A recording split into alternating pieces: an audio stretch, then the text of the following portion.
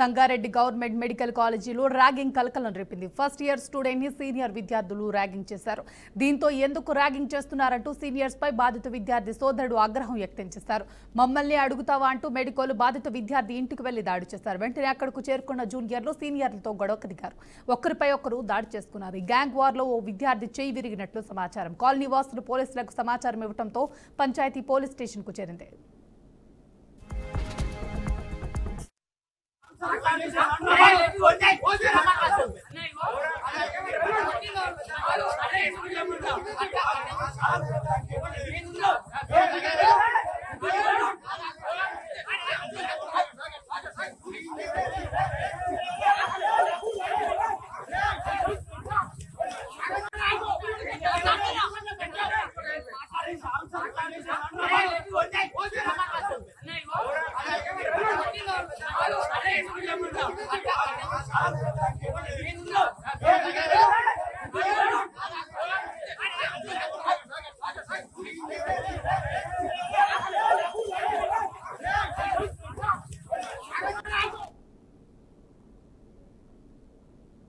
శ్రీ చైతన్య విద్యా సంస్థలపై మహిళా కమిషన్ సీరియస్ అయింది. సంస్థ చైర్మన్ కు మహిళా కమిషన్ సమన్లు పంపింది. బాచుపల్లి శ్రీ చైతన్య కాలేజీలో ఫస్ట్ ఇయర్ చదువుతున్న ఫస్ట్ ఇయర్ విద్యార్థిని వర్షిని మంగళవారం ఆత్మహత్య చేసుకుంది. తన హాస్టల్ రూమ్ లోని ఉరివేసుకుని ప్రాణాలు తీసుకుంది. హాస్టల్ నిర్వాహకుల ఒత్తిడి వల్లే ఆత్మహత్య చేసుకుందని విద్యార్థి సంఘాల ఆందోళనకు దిగాయి. మేనేజ్మెంట్ తీరుకు నిరసనగా ధర్నా చేశారు. ఈ విషయంపైన ఇప్పుడు మహిళా కమిషన్ నోటీసులు పంపింది. డిసెంబర్ 10న వ్యక్తిగతంగా హాజరు కావాలంటూ శ్రీ చైతన్య సంస్థల చైర్మన్ కు మహిళా కమిషనర్ చైర్పర్సన్ నేరేళ్ల ఆదేశించారు. చనిపోయిన అమ్మాయి వర్షిని స్వస్థలం నారాయణపేట జిల్లా మక్తల్.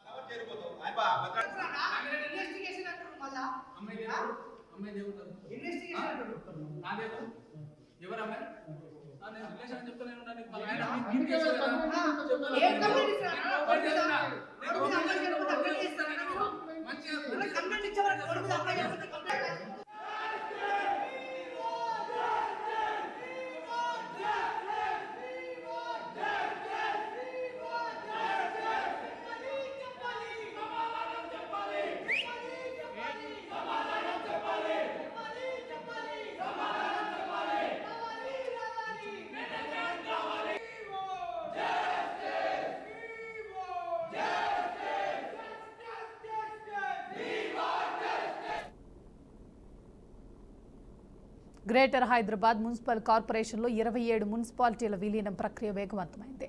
ఇప్పటికే ప్రభుత్వం పంపిన ఆర్డినెన్స్ ను గవర్నర్ ఆమోదం తెలిపారు. ప్రత్యేక ఆదేశాలను జీహెచ్ఎంసీ కమిషనర్ ఆర్వి కర్ణన్ జారీ చేశారు. 27 మున్సిపాలిటీల్లో రికార్డులను స్వాధీనం చేసుకోవాలని డిప్యూటీ మున్సిపల్ కమిషనర్లకు ఆదేశాలు చేశారు. జోనల్ కమిషనర్ పర్యవేక్షణలో డిప్యూటీ మున్సిపల్ కమిషనర్లు రికార్డ్స్ స్వాధీనం చేసుకోవడంతో పాటు ప్రత్యేకంగా రికార్డ్స్ ప్రోపర్మా రూపొందించారని తెలిపారు.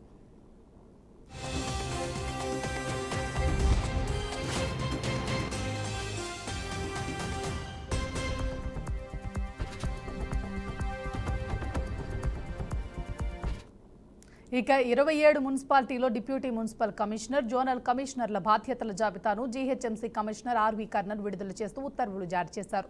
27 మున్సిపాలిటీల సిబ్బంది వివరాలు ఇవ్వాలని సీడీఎంఏను జీహెచ్ఎంసీ కమిషనర్ కోరారు.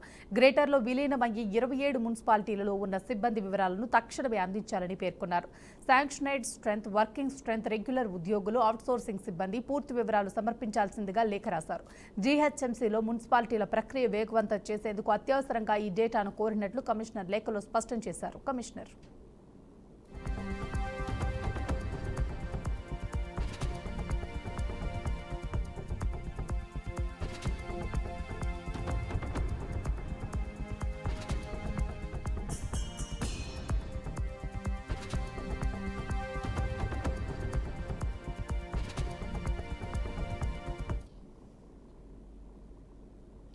జోగులాంబ గద్వాల జిల్లా గట్టు మండలం సల్కాపురం గ్రామ పంచాయతీ ఎన్నికల్లో ఒక సర్పంచ్ అభ్యర్థి చేసిన సంచలన ప్రకటన స్థానికంగా రాజకీయాలను ఒక్కసారిగా వేడెక్కించింది. సర్పంచ్ పదవికి పోటీ చేస్తున్న స్వతంత్ర అభ్యర్థి ఆంజనేయులు గ్రామ అభివృద్ధి కోసం 22 హామీలతో కూడిన మేనిఫెస్టోను 100 రూపాయల బ్రాండ్ పత్రంపై ప్రకటించడం జిల్లాలో చర్చనీయాంశంగా మారింది. గ్రామానికి అంబులెన్స్ సౌకర్యం కల్పించడం, బీటీ రోడ్లు, సీసీ రోడ్ల నిర్మాణం చేపట్టడం వంటి మౌలిక వసతులను తన హామీలలో పేర్కొన్నారు. అయితే తాను ఇచ్చిన హామీలను నెరవేర్చుకుంటే పదవి నుంచి తప్పుకునేందుకు కూడా సిద్ధమేనని ప్రకటించడం చర్చనీయాంశంగా మారింది.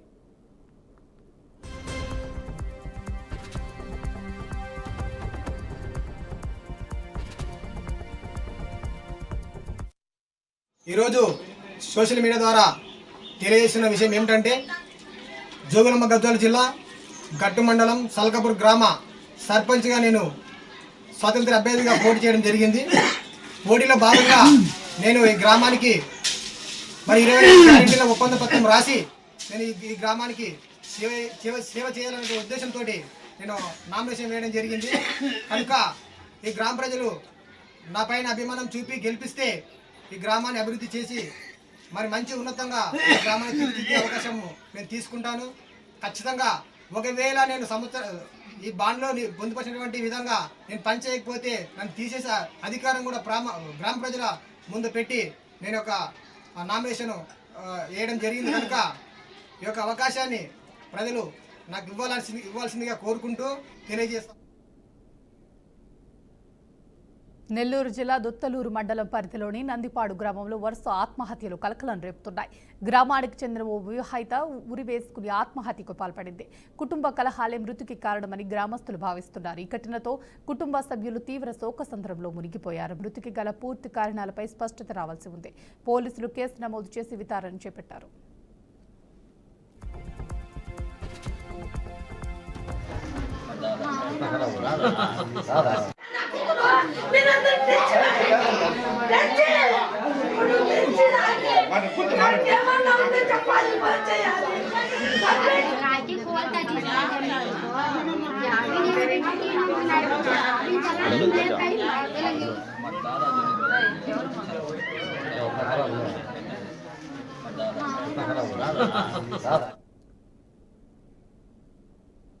నెల్లూరు జిల్లాలో భారీగా గంజాయి పట్టుబడింది. వెంగళరావు నగర్లో దేవరకొండ సుధీర్ బాబు ఇంట్లో 24 కిలోల 970 గ్రాముల గంజాయిని పోలీసులు స్వాధీనం చేసుకున్నారు. కావలి 2 పట్టణ పోలీసులు చేపట్టిన సోదాల్లో వీరు పట్టుబడ్డారు. అక్రమ గంజాయి విక్రయాలకు పాల్పడుతున్న సుధీర్ బాబును అరెస్ట్ చేసినట్లు డీఎస్పీ శ్రీధర్ 2 టౌన్ పోలీస్ స్టేషన్లో తెలిపారు. నిందితుడి వద్ద నుంచి రోల్డ్ గోల్డ్ ఆభరణాలు, నగదు, సెల్ ఫోన్స్, క్రెడిట్ కార్డులతో సహా ఇతర సామగ్రిని కూడా స్వాధీనం చేసుకుని రిమాండ్కు తరలిస్తున్నట్లు ఆయన వెల్లడించారు.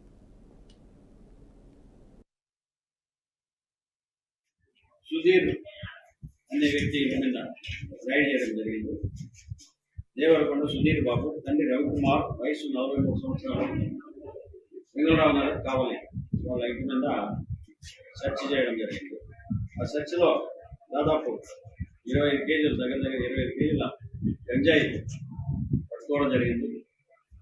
ఈ విషయంగా గంజాయిని స్వాధీనం చేసుకుని అతన్ని ఈరోజు మధ్యాహ్నం 3:30 గంటలకి అరెస్ట్ చేయడం జరిగింది.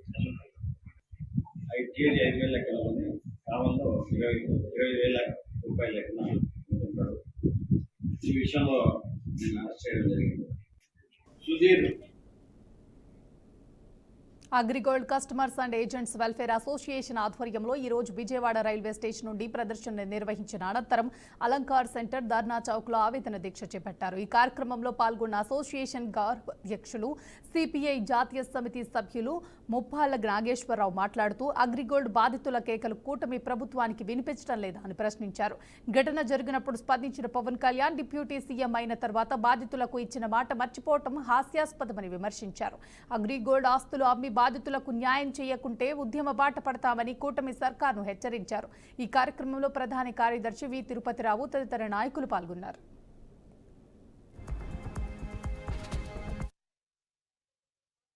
బాధితుల ఆందోళన 11 ఏళ్ల నుండి 12 సంవత్సరాలకి జరగడం రాబోతుంది.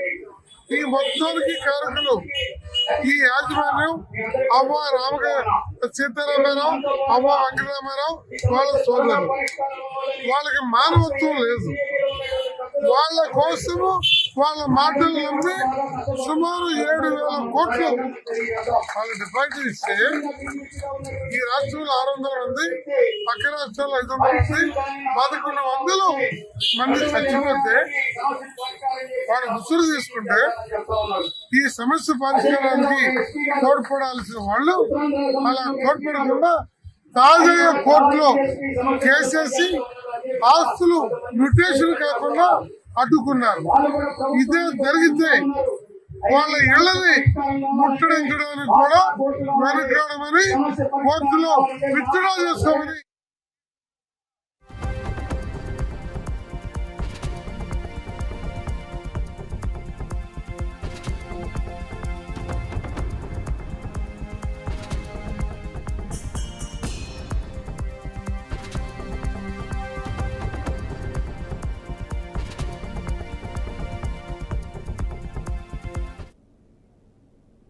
బ్రేకింగ్ న్యూస్ చూస్తున్నాం. రాయ్పూర్లో జరిగిన 2 వన్డేలో టీమిండియా 4 వికెట్ల తేడాతో సౌత్ ఆఫ్రికా చేతిలో ఓడింది. విరాట్ కోహ్లీ, రుతురాజ్ గైక్వాడ్ సెంచరీతో మెరుస్తూ భారత్ భారీ స్కోర్ 358/5 నమోదు చేసిన భారత బౌలర్లు చేతులెత్తేయడంతో సఫారీ జట్టు 359/6తో లక్ష్యాన్ని ఛేదించింది. మార్క్రమ్ శతకంలో దూకుడుగా ఆడి మ్యాచ్ను సౌత్ ఆఫ్రికా వైపు తిప్పాడు. ఫీల్డింగ్లో భారత ఆటగాళ్లు తేలిపోవడంతో సిరీస్ 1/1తో సమమైంది.